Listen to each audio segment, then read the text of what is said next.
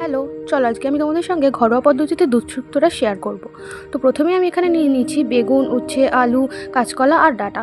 এখানে আমি সর্ষে, জিরে, পাঁচফোড়ন, রাঁধুনি, শুকনো লঙ্কা আর তেজপাতা দিয়ে একটা মশলা করে নিয়েছিলাম।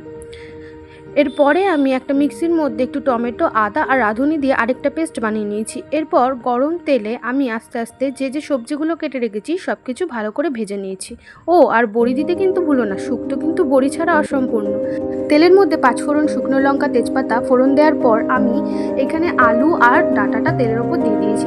তারপর যে পেস্টটা আমি করে রেখেছিলাম মিক্সিতে, সেই পেস্টটা এখানে অ্যাড করে দিয়েছি।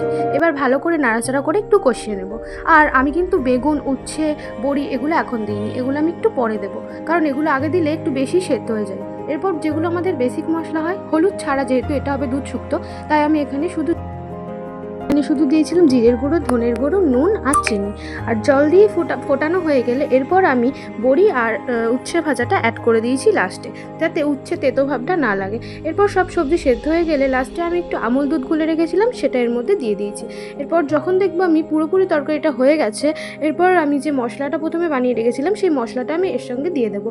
আর আমি শেষে দিয়েছিলাম একটুখানি ঘি। ব্যাস, আমাদের দুধ শুক্তো রেডি। তো কেমন লাগলো অবশ্যই জানিও, আর নিজেদের বাড়িতে নিজেরা নিশ্চয়ই ট্রাই করো। টাটা।